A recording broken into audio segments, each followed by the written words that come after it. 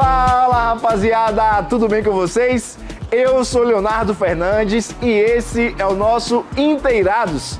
Hoje estou aqui na Lagoa das Bateias, localizada em Vitória da Conquista, Bahia, um dos principais pontos de lazer da cidade em contato com a natureza. Situado na Zona Oeste, próximo à movimentada Avenida Brumado, o Parque da Lagoa das Bateias conta com pistas para caminhada e ciclismo, áreas verdes e espaços para a prática de esportes. Além disso, a lagoa abriga diversas espécies de aves e outros animais, tornando-se um importante refúgio ecológico dentro da cidade. No programa de hoje teremos uma conversa franca e descontraída com o psicólogo Marcos Santana sobre relacionamentos.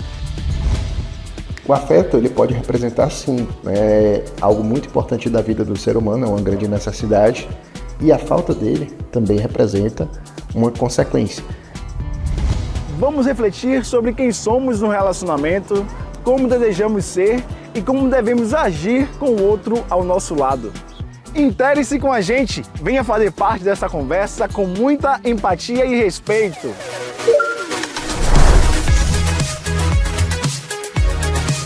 No programa de hoje vamos falar sobre relacionamento e algumas questões que nos afetam enquanto homens. E nada melhor que o psicólogo clínico Marcos Santana. E Marcos, muito obrigado por ter aceitado o convite em falar conosco.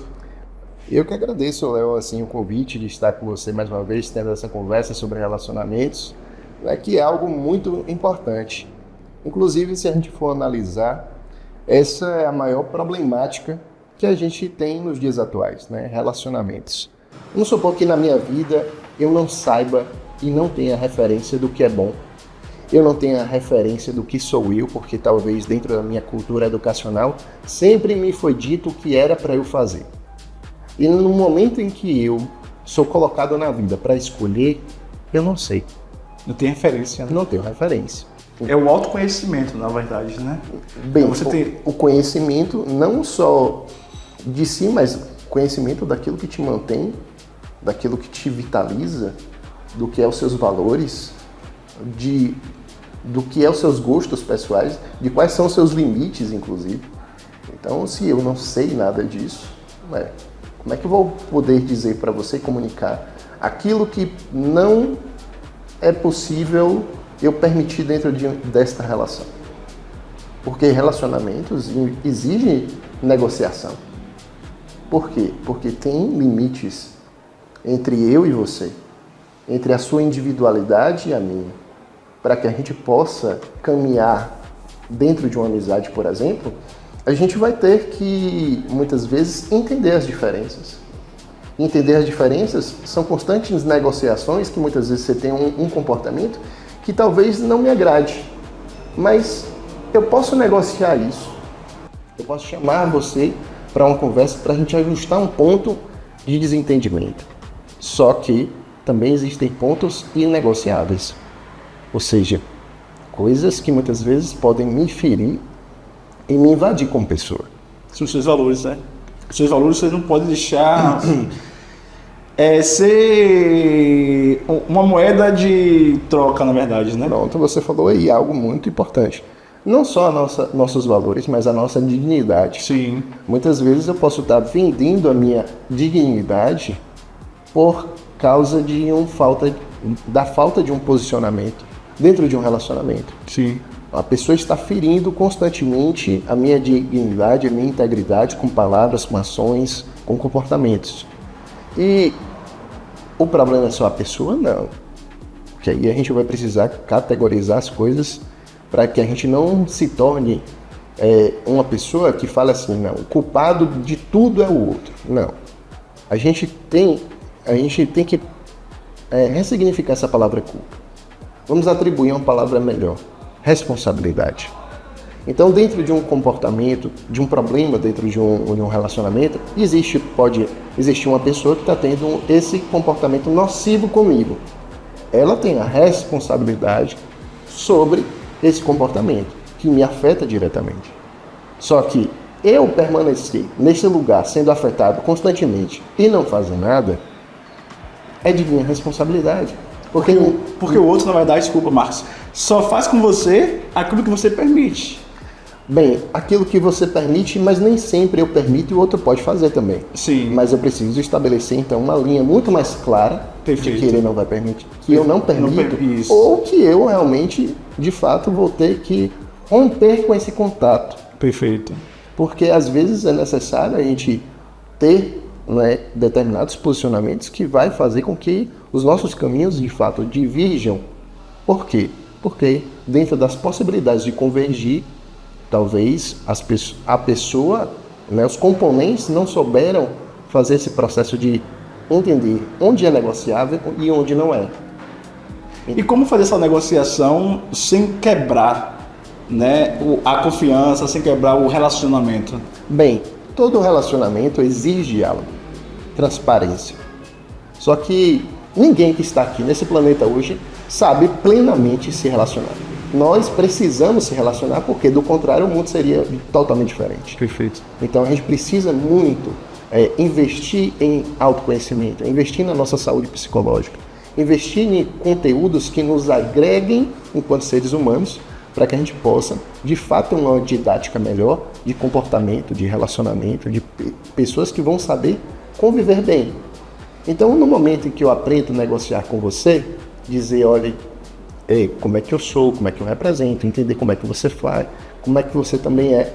Bom, a gente vai conseguir perceber um ao outro. Mas a convivência vai mostrar as diferenças. Por exemplo, se dentro da comunicação de um casal, das pessoas gritam. Bem, eu, Marcos, agora falando com o Marcos, pessoa, dentro dos meus relacionamentos, para mim isso é inegociável. Eu não permito que uma pessoa grite com outra. Eu não permito como? Bem, se ela grita, eu posso me retirar, eu posso não querer conviver com ela mais. Por quê? Porque isso para mim não é negociável. Não vou atribuir dentro do meu crivo de relacionamento um tipo de comportamento que para mim é totalmente nocivo. Então, se você grita comigo, eu vou falar para você que isso não é negociável. Olha, eu não permito que você grite comigo. Eu preciso comunicar. E se você continuar, infelizmente, a gente vai interromper a nossa comunicação aqui. Então, se você tolera, eu estou permitindo. E isso, Marcos, não é só sobre relacionamentos amorosos. Eu falo relacionamentos em ambientes de trabalho também. Sim, e isso dentro do ambiente de trabalho. Eu convivo com pessoas, né, que já me reportaram essas situações, né, diversas dentro do ambiente de trabalho. Eu já tive uma paciente que passou por um processo de trabalho, né, que ela passava por circunstâncias variadas, agressões à sua integridade física e até mesmo racial, pela posição que ela ocupava dentro de uma empresa. Ela era uma mulher preta e passava por circunstâncias de ouvir certas coisas da sua chefe, dentro da cultura em que aquela organização operava e que os, vamos dizer, funcionários entendiam que é assim mesmo. Ou seja, a tolerância dessas circunstâncias e a falta de posicionamento fazia com que aquele comportamento, de uma forma contínua, se reproduzisse. Por conta da necessidade do trabalho, né? Exatamente. A dependência do trabalho, a dependência de estar ali, acabava aceitando essa falta de respeito, na verdade, e permitia o assédio. Perfeito. Que acaba sendo assédio moral. Com certeza. O assédio moral que é, vamos dizer assim, nutrido pela vulnerabilidade das pessoas que ali estão, que dependem de uma finança, de um emprego. Ou seja, eu às vezes tenho que comer o pão que o diabo amassou para poder ter o meu café da manhã, o meu almoço, a minha janta, os meus boletos pagos. E, infelizmente, esse é um retrato social, que aí a gente já entra dentro de questões outras, né? Muitas vezes a pessoa ela tem um contato forte dentro da empresa, eu vou lá no RH e quem vai ser demitido sou eu. Então, aí a gente entra dentro de outros contextos aqui. Como é que eu vou falar para o dono da empresa que ele é o arrogante? Se eu trabalho para essa pessoa, como é que eu vou dizer isso para ela?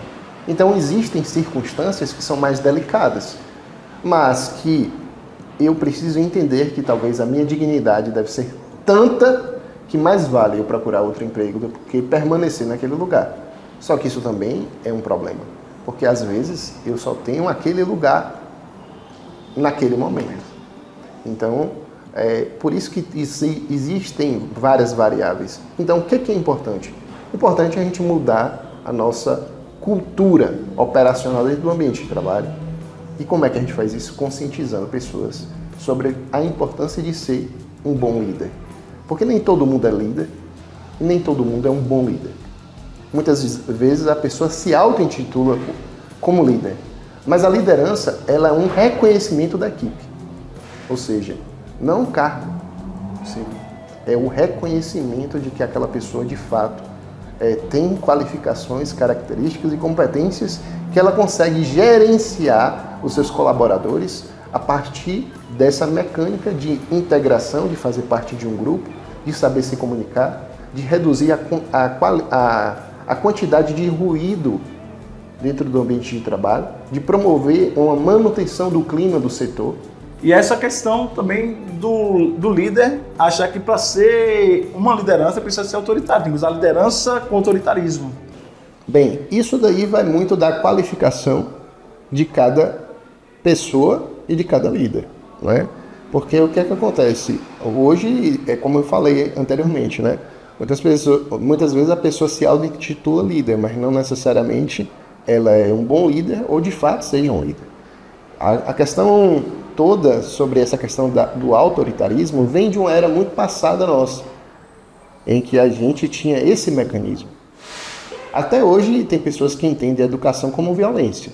Ou seja, eu preciso lhe espancar para você aprender a não fazer o que você fez.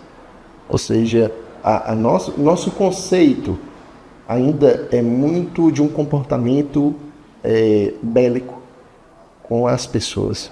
Então vamos já para o próximo bloco. E aí quem está nos assistindo, aguarda só mais um pouquinho que logo logo voltaremos com a educação moderna.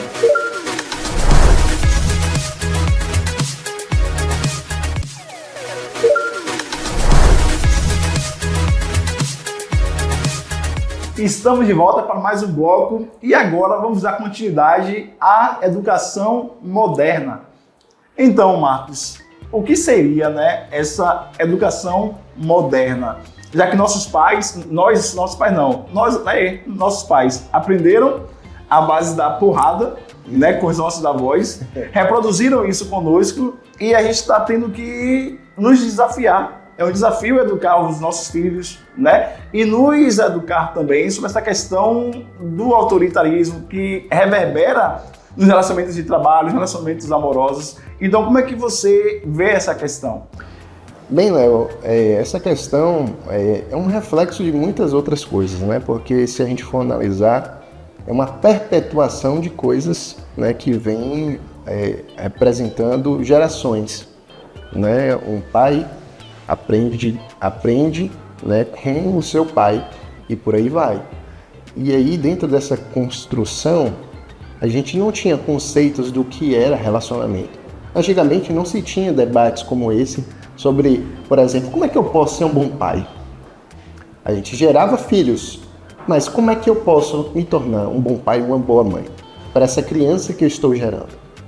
Então, a gente não sabe o grau que é de importância que é você gerar um ser no mundo. Se as pessoas bem soubessem o papel e a responsabilidade que é isso, elas deveriam pensar uma, duas, milhares de vezes antes de você colocar alguém no mundo. Porque você pode estar fabricando ali traumas, uma pessoa que pode muitas vezes ter uma disfuncionalidade por muitos anos na vida, porque você não tem um bom relacionamento consigo, com sua esposa, a relação familiar se torna um ambiente de miséria, e esse ser humano vai ser como? A partir da miséria que existe interna. Não é uma miséria que eu falo ao nível financeiro, não, mas a miséria de valores, a miséria de conceitos do que é ser uma pessoa fraterna, humana. E isso reflete também na formação da criança, do adolescente e do adulto que ele vai se tornar. Com certeza. Então, mães melhores, pais melhores, eles precisam justamente ter esse copo meio cheio. Poxa, eu estou tendo uma experiência aqui, eu posso aprender melhor gerenciar isso. Né? Eu vou precisar de terapia, muitas vezes, para me entender.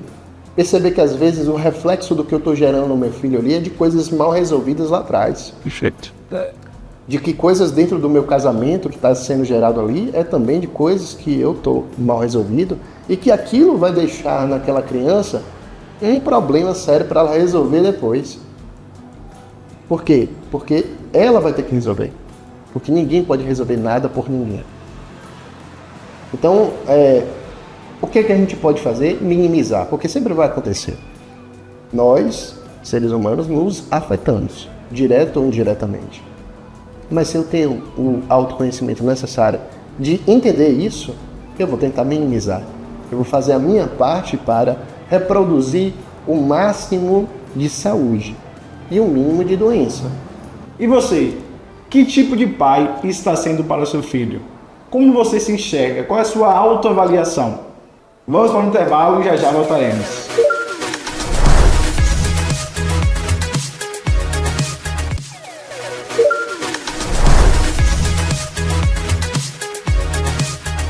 Voltamos no nosso intervalo e vamos dar continuidade à conversa com o psicólogo Marcos Santana sobre a questão do afeto. Sim. Léo, assim, para poder contextualizar alguma coisa que você tinha falado sobre a questão do afeto, né? Sobre a questão da ansiedade, da depressão, óbvio que a gente precisa entender que o afeto ele pode representar, sim, algo muito importante da vida do ser humano, é uma grande necessidade, e a falta dele também representa uma consequência. Não necessariamente que a falta do afeto será a questão geradora de uma ansiedade, de uma depressão ou de um suicídio, né?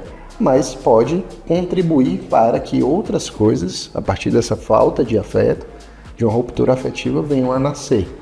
Então, quando a gente fala de transtornos psicológicos, nós estamos falando sobre questões que são de múltiplas faces, né? De múltiplos fatores que vêm culminar em um quadro diagnóstico. A depressão é esse lugar de estagnação, de perder, muitas vezes, essa conexão do que me faz querer viver. Tudo fica apático, insosso, né? Então, uma relação insossa é uma relação sem afeto. Sim. Então, o afeto seria o tempero da relação, que faz com que essa relação se torne mais saborosa. E muitas vezes, dentro das nossas diferenças, esse sabor se perde. Por quê? Porque a gente se esquece de que existe conexão, que existe afeto. Facilmente a gente começa a entrar dentro de uma retórica que a gente interpreta o outro como inimigo. Por quê? Porque houve um problema? Poxa, o problema ele existe para ser solucionado. Mas se não existe solução para esse problema, a gente pode também chegar a um denominador comum sem ter que a gente se eliminar, sem ter que a gente ter que se degladiar por inteiro. Apesar de que o conflito ele é necessário. Às vezes a gente cria conceitos de que não se pode ter discussões, não se pode ter problemas. Pode sim, e é importante que tenha. Não é necessário que a vida seja um constante conflito. É diferente. Então, conflitos são necessários para existir ajustes dentro de um relacionamento familiar, afetivo, de trabalho. Perfeito, Marcos. Você traz uma questão que é muito importante quando você fala que a divergência não nos torna inimigos. Eu posso pensar diferente de você e te respeitar, e você me respeitar. Perfeito. E a partir daí crescermos, porque eu posso ser partido político totalmente diferente do seu, né, de direita ou de esquerda, não importa, e a gente poder discutir sem lidar com você é desse partido de esquerda ou direita, somos inimigos, não podemos discutir, não, vamos colocar na mesa os seus pontos de vista, os meus pontos de vista, vamos trocar, vamos dialogar Não é isso? A minha religião é uma, a sua é outra. Você é meu inimigo, porque eu creio nessa fé, você crê na sua fé. Não, vamos dialogar, vamos discutir, Sim. vamos fazer para a mesa. Não precisa sermos inimigos porque pensamos diferentes. Então essa é uma questão que a maioria das brigas, né, tanto no relacionamento amoroso, como no relacionamento familiar e no relacionamento de amizades também. Né? Quando fala em pauta, coloca em pauta, né? Futebol, religião e política não se discute, por que não discutir? Quer dizer, se eu tenho que, a gente tem que estar sempre em comum, pensar igual, sempre convergindo, por que não divergir, se respeitar e ver Sim. qual é o ponto bom, positivo ou negativo dessas questões? Você falou aí algo muito importante, né? Esse é o lugar que a gente se separa. Imagine que a gente se coloca em um extremo e o outro no outro extremo. Olha o nível de distância. Então, isso nos afasta, porque não me abre a possibilidade de entender outros olhares. Então, quando eu me abro para possibilidades, eu percebo que existem muitas coisas que eu posso entender, né, como formas de ver perspectivas diferentes. Então, esse conceito de relacionamentos extremos, a gente está construindo esse conceito à medida que a gente vai se colocando em pontos muito extremos em relação ao raciocínio, e a gente não constrói um caminho, uma ponte entre eu e você, e que me permite eu te escutar, absorver o que você tem, mesmo que eu não concorde, mas eu posso respeitar a sua palavra, a sua ideia. Então, conviver de uma forma saudável em sociedade, o respeito não é uma possibilidade, é um dever do ser humano.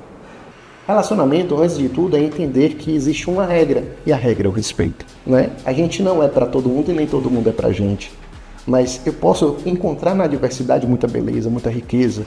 Eu aprendo com as pessoas, eu admiro pessoas porque eu percebo coisas que eu não possuo e nem preciso ter. Porque às vezes a gente vê na gente uma falta e eu falo, poxa, fulano tem isso. Poxa, às vezes eu não preciso aprender a ser um grande músico para admirar música. Pois às vezes a pessoa tem um talento nato ali, ela tem um talento musical e ela vai, sei lá, um psicólogo vai fazer musicoterapia, que coisa linda. Eu posso admirar o trabalho daquela pessoa. Ao invés de querer competir, eu olho para fora e vejo uma corrida e vejo todo mundo correndo. E eu começo a correr sem entender por que existe essa corrida. E começo a olhar para o lado e estou vendo que você está correndo mais rápido do que eu e quero correr junto. E chega no final, está todo mundo cansado. E aí, se eu te perguntar, por que você estava correndo? Não sei. Todo mundo correndo, tu pergunta. Pois é, eu só fiz correr junto. Então, esse é o conceito de mundo atual. A gente está correndo e a vida se torna uma correria e a gente não tira tempo para perceber grandes coisas que são tão importantes na nossa vida, nos nossos relacionamentos, daquilo que muitas vezes a gente está aqui correndo contra outras pessoas sem saber onde é que isso vai parar, o que é que isso vai causar de bom. Qual o objetivo dessa correria, né? Por que essa correria? Qual é dessa correria, desses conflitos, desses extremistas, desses extremismos? O que é que a gente está ganhando com isso enquanto sociedade? Você traz uma colocação muito pertinente, porque quando você fala da correria, né? Hoje a gente vai fazer qualquer coisa, pô, não posso, eu tô na correria do nada. Vamos marcar para treinar, pô, não posso na correria. Vamos marcar para tomar um café, não posso, tô na correria. E aí o tempo vai passando, porque você está na correria, você não tem tempo para dar tempo para seu filho, não tem tempo para dar o tempo para seu marido, para sua mulher, para seus filhos, para seus familiares, porque está todo mundo, como você disse, nessa correria. Mas aí quando que estamos aqui reunidos, cada um está no seu celular, na sua rede social. Como é que você fala dessa mudança de valores, né? Desse relacionamento, dessa relação, né? Quando marca para encontrar, não pode estar na correria. Mas quando se encontra, tá cada um na sua vidinha, no seu mundinho ali. A relação é presença. E hoje a gente está vivendo dessa era tecnológica que nos afasta uns dos outros. Ou seja, eu perco a sua atenção para a tela. E constantemente, dentro de muitas situações do nosso dia a dia, Porque o aparelho celular se tornou agora um membro nosso, né? Onde você tem basicamente a sua vida toda dentro do smartphone. Então, constantemente você está ali dentro de uma dinâmica que você está conversando com uma pessoa e ela corta a ação para poder ver o celular. Então, são questões que vão, muitas vezes, sendo construídas dentro dos nossos comportamentos, a gente não vai percebendo. A gente não vai se conscientizando de coisas que vai fazendo com que a gente perca conexão com pessoas. Porque essa é a real conexão. Não é o Wi-Fi, não é o 4G. Aquilo que me conecta com o ser humano é justamente aquilo que faz com que eu cative esse ser humano. Que é justamente as peculiaridades desse relacionamento que vai sendo construído com base nesse afeto, nesse respeito, nessa consideração. É como diz uma frase clássica do Pequeno Príncipe: cativa-me e eu serei cativado. E é com essa frase que eu quero te agradecer por nos receber aqui, aceitar o nosso convite. Muitíssimo obrigado mesmo, pela segunda vez, na verdade. Eu sei, o primeiro programa foi com vocês e agora mais uma vez. E muitíssimo obrigado, Marcos, muita gratidão mesmo. E mais uma vez, para as pessoas que estão em casa e quer manter o contato contigo, quer tirar algumas dúvidas que ficaram, que a gente não teve tempo de sanar aqui, onde é que as pessoas te encontram? Bem, como eu informei no primeiro programa, as pessoas podem entrar em contato a partir da minha rede social, né? No marcosantana.pc. Ele lá no meu Instagram tem um link em que a pessoa pode redirecionar para o meu WhatsApp profissional para poder entrar em contato comigo. Eu trabalho com psicoterapia online presencial, então é um espaço para poder realmente acolher as necessidades humanas, porque cada pessoa tem uma necessidade. A psicoterapia ela nasce desse espaço, né, de uma necessidade. Eu tenho uma necessidade específica, eu tenho uma necessidade de me encontrar, eu tenho uma psicopatologia, eu quero tratar. Então, esse espaço de possibilidades de tratar essas questões psicológicas e emocionais. E sim, eu sou um pouco reflexivo com essa questão do Pequeno Príncipe, de que tu te tornas eternamente responsável por aquilo que cativas. Então, eu não concordo muito. Não concordo muito com isso, porque eu acho que é muito forte essa questão do etéreo. Eu posso ser responsável até um dado ponto, mas se chegar no meu limite, no meu balde cheio, eu acho que eu não preciso ser mais responsável por algo que não está fazendo parte de algo saudável na minha vida. Perfeito. Então é entender esses limites que a gente precisa desconceitualizar essas crenças de que tem que ser eterno enquanto durar. Né? Não, tem que ser eterno, enfim, por quê? Não, vai ser... existe um psicólogo que se chama John Gottman, que ele escreveu um livro chamado O que faz o amor durar. Então, o meu compromisso com você é enquanto durar. Não é eterno, é enquanto durar. E aí, qual é a nossa responsabilidade? Fazer durar essa relação, esse amor. Mas o amor é o quê? Vou ter que entender o que é essa minha conceitualização de amor. Mas existem outras bases para que uma relação dure dentro do estudo do que John Gottman traz, que é a base de confiança, a base do que conecta um ser humano a outro e que faz com que essa relação se mantenha. Agradeço de antemão assim, todo o carinho, todo o cuidado que você tem sempre comigo em me receber aqui de uma forma tão gentil, e agradeço assim a esse programa, né? Desejo a todos os telespectadores que possam absorver muita coisa boa sobre os relacionamentos e fazer transformações significativas na vida de vocês. Viu? Um grande abraço, muito obrigado. Eu que agradeço, Marcos, mais uma vez, mesmo, sabe, de coração, por você ter aceitado, sempre de bom grado, o nosso convite. E a vocês que estão aí até agora, nos prestigiando e nos assistindo e descobrindo mais como ter um bom relacionamento com os seus familiares, com seus amigos, com seus colegas de trabalho. Então é isso. O respeito é a base e o fundamento de todo o relacionamento. tá? Então, vamos respeitar e ser respeitado e usar mesmo o sentimento de empatia.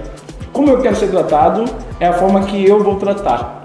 Então é isso, muito obrigado pela sua companhia e até mais. Um forte abraço.